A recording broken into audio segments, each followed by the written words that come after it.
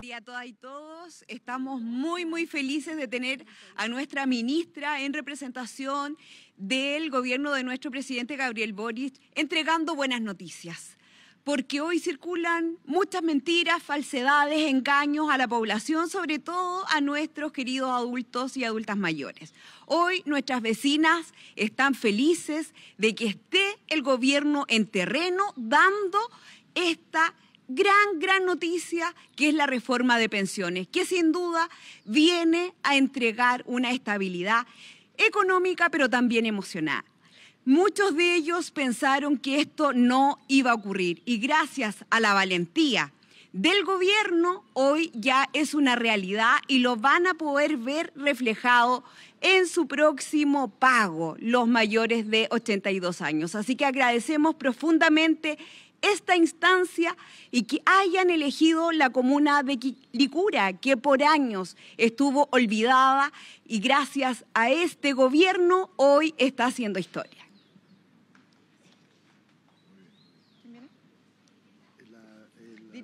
Vecina. Muy buenos días a todos y a todas. ¿Ahí? Quiero expresar mis agradecimientos a las autoridades, a mi gobierno y a todo el trabajo que se viene haciendo desde hace tantos años, para poder mejorar esta reforma.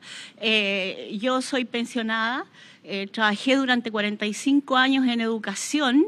Soy de la época del Ministerio de Educación, cuando no existía la municipalización, y me ha tocado ver muchos cambios, muchas reformas, muchas cosas que siempre nos han perjudicado a nosotros como hoy día yo pensionada. Y la verdad es que siento que este trabajo que lleva 3 años trabajando así como trabajó nuestra ministra del Trabajo, Yanet Jara, con el ministro Marcel, que trabajaron mucho con el Parlamento durante 3 años, con muchas discusiones y tratando de aunar opiniones y de llegar a consenso. Siento que todo ha dado frutos, porque hoy día es una realidad, y es una realidad a partir ya de la próxima semana, que va a empezar a beneficiar a tanta gente que tiene más de 80 años. Tengo muchas, incluso jefas, que tienen hoy día casi 90 años y que aún están esperando algún aporte, alguna ayuda, y hoy día esto ya es un hecho concreto. Estoy muy agradecida por el trabajo que han hecho todos y todas, y bueno, se supone que debemos todos informar claramente a todo nuestro territorio, a todos nuestros vecinos, vecinas, y donde podamos, que esto se transforme en información verdadera, no en falsear lo que sucede y lo que hoy día es una reforma de pensiones que ya no es un volador de luces, sino que ya es una ley. Así que eso, estoy muy agradecida de todas las autoridades y todas las personas que por todos lados trabajaron especialmente en el Congreso, donde se trabajó arduamente tratando de que todos apoyaran esta maravilla para todos nosotros los que ya estamos pensionados y para todos los que tenemos hijos y que van a ser algún día pensionados. Muchas gracias a todos y todas. Muchas gracias, vecina. Muchas gracias, vecina. Bueno, quiero agradecer a la vecina. Acá estamos en Quilicura con la alcaldesa, con nuestro Seremi del Trabajo, nuestro delegado presidencial, la División de Organizaciones Sociales. ¿Me falta alguien? Bueno, y los dirigentes vecinales y vecinos que están, muchos de ellos ya jubilados, ¿no? Y que merecen estar informados de en qué consiste la reforma previsional y los pasos de implementación, porque esto es una reforma que ya se aprobó y que estamos a puertas de empezar a pagar los beneficios de esta reforma la próxima semana, ¿no? Y lo que hemos dicho es que no solamente como gobierno cumplimos, después de años de discusión muy difícil, en aprobar una reforma previsional que muchos decían que era imposible, sino que ya estamos en el territorio nuevamente para contarles cómo se implementa, ¿no? Porque también hay que cumplir con los plazos que comprometimos, ¿no? Y la reforma viene en la ley con plazos establecidos que ahora estamos materializando. Por eso es tan clave estar también en terreno, no solamente informando a través del spot que hemos lanzado el día lunes, a través de nuestras plataformas digitales, sino que en terreno con la gente informando. Reiterar, a partir de la próxima semana empieza a aumentar la PGU para las personas de 82 años y más. Estamos hablando de personas que actualmente tienen 200 y algo mil pesos de PGU y que van a haber incrementado 250.000 pesos. Hay personas que no estaban recibiendo la PGU a pesar de tener ya edad de jubilación, por ejemplo, los que estaban en las leyes reparatorias, como Valech y otros, o los que estaban con pensión de invalidez, y a los cuales se les va a incrementar a partir de la próxima semana también su pensión, ¿no? O los de Dipreca, Capredena, que son alrededor de 5.000 personas, que tampoco muchos de ellos tenían pensiones más bajas que 200.000 pesos, ¿no? Y por lo tanto, a partir de la próxima semana comienza esta alza de la PGU con los adicionales correspondientes para alcanzar los 250.000 pesos. Estamos hablando de un universo de alrededor de 800.000 personas que entre el 2 y el 16 de septiembre van a recibir estos aportes.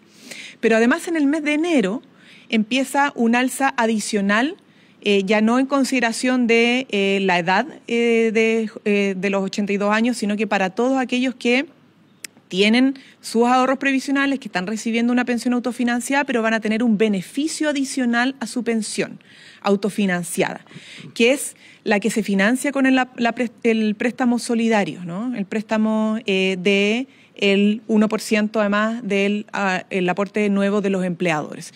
Estos beneficios empiezan a pagarse en el mes de enero. ¿Qué significan?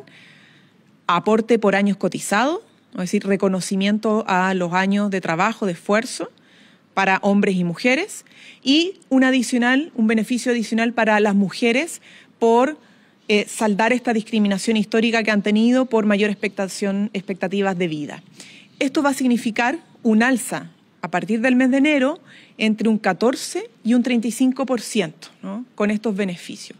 Por lo tanto, ya tenemos dos alzas concretas en el corto plazo, a la cual se les va a sumar en septiembre del próximo año y en septiembre del 2027 nuevos aumentos de la PGU para el resto del universo de los cotizantes. Estamos hablando de 75 años o más y el 2027 65 años o más.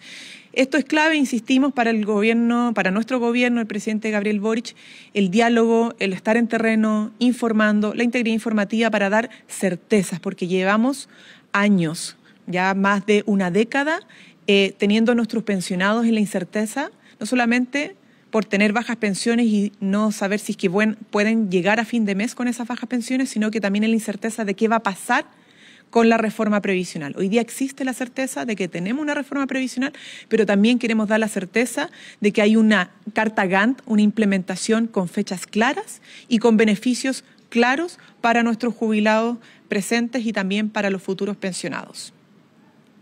Buenas tardes, ministra, las autoridades que están, los dirigentes también. Quería preguntarle con respecto a la PGU, pensando en que ya la próxima semana van a comenzar estos pagos. ¿Cómo van a ser esos pagos? Si nos puede entregar ahí detalles también de ese proceso. Y quería preguntarle también, a raíz de la propuesta de campaña del candidato José Antonio Kast, con respecto con terminar con el Fondo Autónomo de Protección Social, que en este caso es esta especie de préstamo, ¿cuál sería el impacto, por ejemplo, de terminar con ese préstamo, pensando en que con esos recursos se va a financiar el beneficio por año cotizado? Bien, sobre lo primero, reiterar que el primer aumento de la PGU a 250.000 pesos comienza la próxima semana. Es decir, está a la vuelta de la esquina, ¿no? Y se van a empezar a pagar a todas las personas de 82 años o más que actualmente tienen PGU o que tienen otras pensiones como las de invalidez o los que están por Capredena, Dipreca o pensiones Valech, ¿no? Estamos hablando de un universo de más de 800.000 personas y comienza a pagarse entre el 2 de septiembre y el 16 de septiembre. O sea, hay un plazo de estos días para las transferencias de estos recursos. Entonces, esto es prácticamente inmediato. Este universo, estamos hablando además de que ya el cálculo de beneficiarios de toda la reforma, no solamente el primer aumento de la PGU está ya sobre los 2.800.000 personas. La última actualización que entregó al Ministerio del Trabajo la Superintendencia de Pensiones está calculando ya un universo de 3.100.000 personas las que se van a ver beneficiadas por esta reforma previsional. Pero el próximo mes vamos a partir con un universo de 800.000, ¿no? Y en enero se suman más beneficiarios por los aportes de años cotizados y este aporte para las mujeres en particular. Estamos hablando de 1.800.000 personas más que en enero se van a ver beneficiadas. Ahora, la segunda pregunta sobre la propuesta del candidato republicano José Antonio Kast. Claro, nosotros como gobierno nos compete informar sobre lo que significa la reforma y sobre, por lo tanto, lo que significa no tener la reforma, ¿no?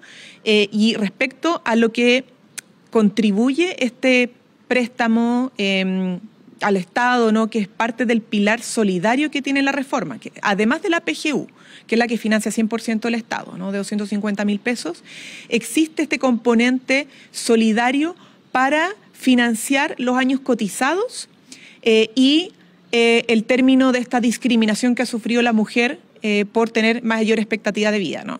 Para equiparar la cancha, ¿no es cierto? ¿Por qué se financia con este mecanismo? Porque piensen ustedes que los actuales jubilados y jubiladas ya no tienen un empleador que les cotice.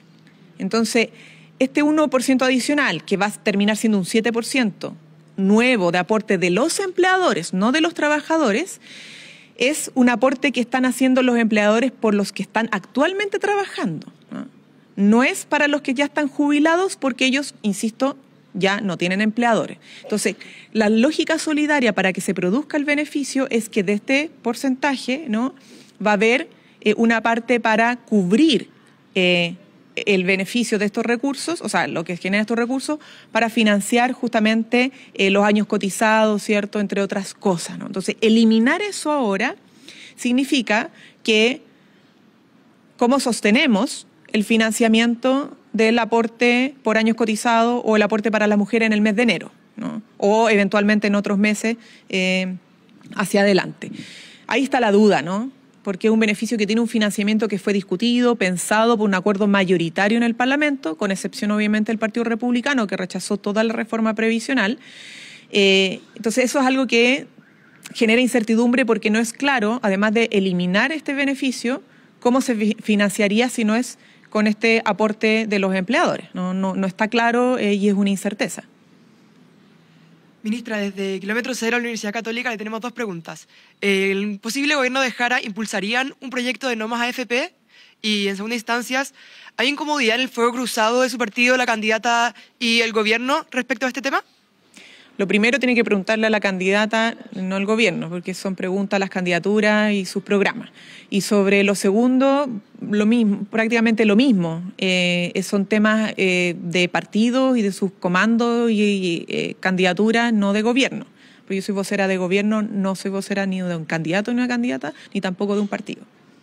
Ministra, buenos días. Preguntarle por el uso de las pistolas Taser. Entendemos que se habría modificado su uso para casos que ya no solo sean de violencia intrafamiliar, si nos puede confirmar esa información y si tiene algunos datos sobre el plan piloto que se espera finalmente comenzar a hacer con estas pistolas. Yo sé que todo está muy reciente, pero si tienen una idea de por dónde o por qué comunas o por qué sectores se podría partir con el uso de esas pistolas, también después para que lo comente el delegado. Sí.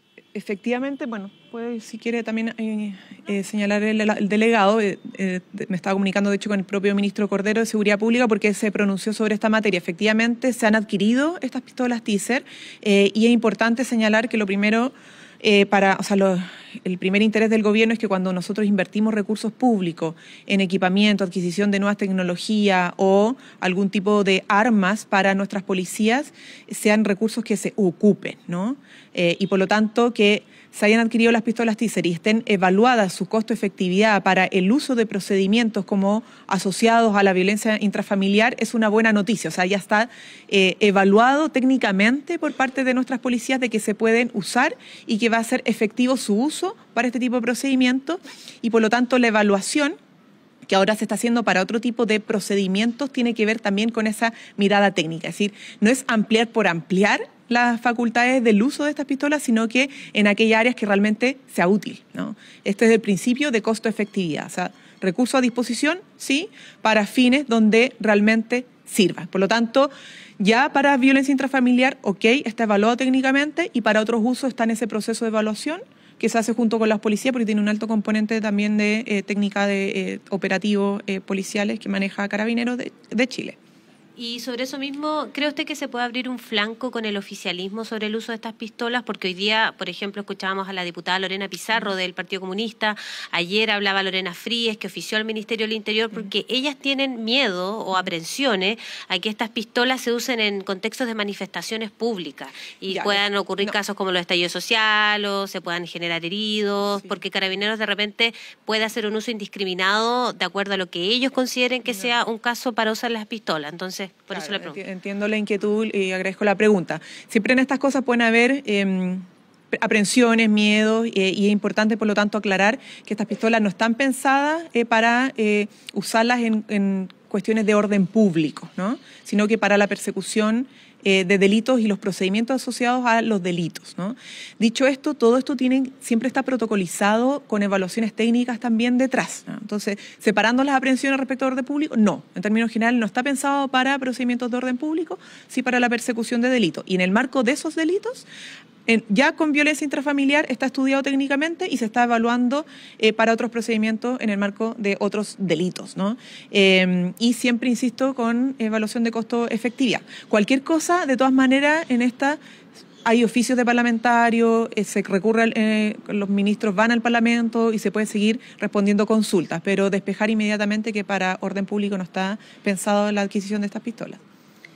Ministra, buenas tardes. Preguntarle a propósito de la detención del ex integrante de la DINA, José Sara. Usted ayer decía que lamentaban que él haya terminado su condena sin contribuir al esclarecimiento del paradero de las víctimas de desaparición forzada.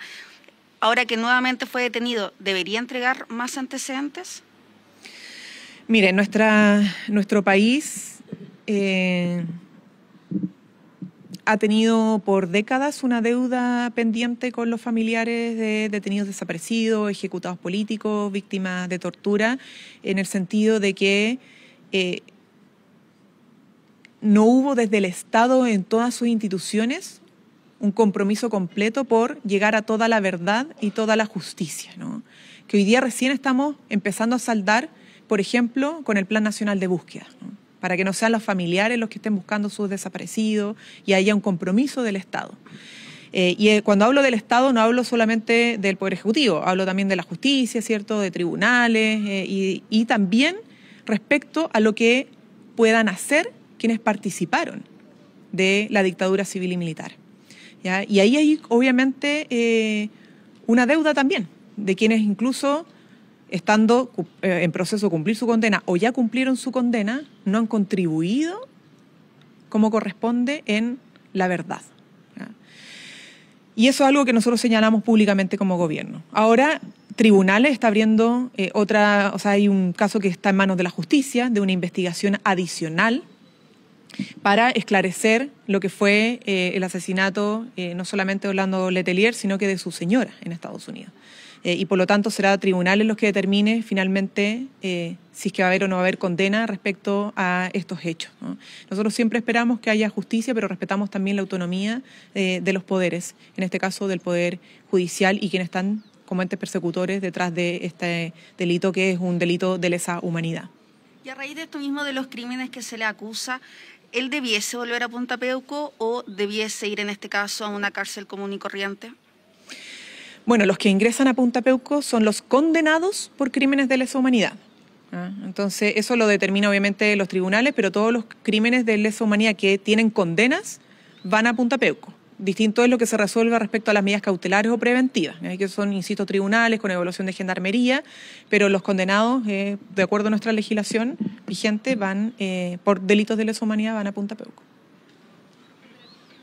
Ministra, buenas tardes. Autoridades también buenas tardes. Ministra, estos últimos días el oficialismo se ha visto tensionado por la figura y las declaraciones de Lautaro Carmona y de Bárbara Figueroa. Incluso la ministra Orellana participó dentro de esta suerte de intercambio de declaraciones. ¿Hay un quiebre o una tensión al interior del oficialismo con el PC? ¿Cómo lo ven también desde el gobierno? No solamente en el ámbito de la campaña de la candidata, sino que también la relación al interior del gobierno. Mire, la verdad es que nosotros tenemos como principal prioridad seguir gobernando y trabajando en implementar reformas, en sacar leyes adelante, pensando en la ciudadanía, ¿no?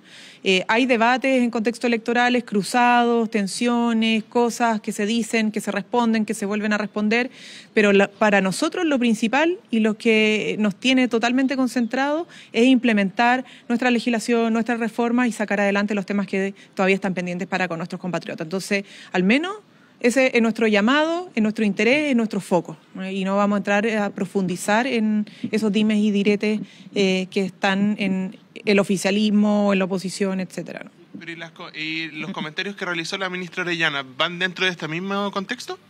Como le digo, nosotros no nos interesa ahondar en aquello. Estamos abocados a implementar reformas y a sacar adelante la legislación que tenemos pendiente. Ministra, y en esta misma línea se necesita una reunión del Comité Político ampliado a la brevedad para poder ordenar a los dirigentes del oficialismo que insisten en criticarse unos con otros. Por ejemplo, lo que pasó con Juan Andrés Lagos, señaló que se ha atacado con agresividad al PC desde los socios del oficialismo.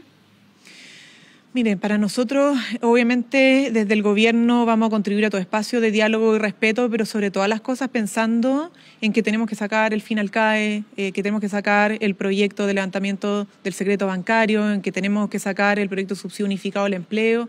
O sea, tenemos comités políticos los lunes con los partidos, otros eventualmente los jueves, etcétera. O sea, tenemos un diálogo con los partidos y nuestra conversación, nuestra agenda está orientada a ver cómo se sigue contribuyendo desde el oficialismo en sacar adelante una agenda que no es fácil porque también tiene mucha oposición por parte de la oposición, valga la redundancia, en el Parlamento, ¿no? Entonces, nuestro llamado, sobre todas las cosas, es a la unidad para sacar adelante la legislación que tenemos enfrente, que está pensada para atender urgencias y dolores y problemas que sigue viviendo nuestros compatriotas. Entonces, ese es el foco, ¿no?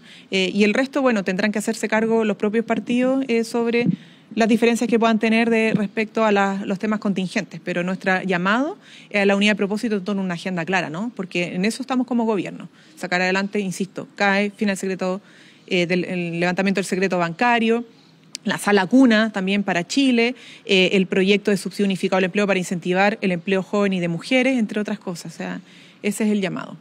Ministra, yo quería preguntarle qué posición tiene Chile, por ejemplo, en el conflicto que se vive actualmente entre Venezuela y Estados Unidos. Se lo pregunto porque hay algunos mandatarios de otros países como Ecuador, Paraguay y Argentina que comparten la posición del presidente de Estados Unidos, Donald Trump, de que el cartel de los soles tiene vínculos con el presidente, con Nicolás Maduro.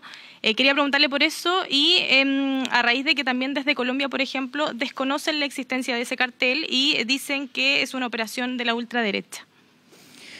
Mira, nosotros somos respetuosos de nuestra política internacional y de los estándares internacionales que se fijan en estas materias y por lo tanto las calificaciones de ese tipo no son establecidas unilateralmente. Ahora, dicho esto, nuestro compromiso atendiendo a que en la región, en América Latina y en el mundo, pero particularmente en nuestra región, está generando un flagelo, el narcotráfico, el crimen organizado, es que para enfrentarlo hay una estrategia efectiva que es el trabajo multilateral, ¿no? Y eso es lo que nos ha permitido, por ejemplo, en Chile, dar con el sicario del Rey de Meis, ¿no?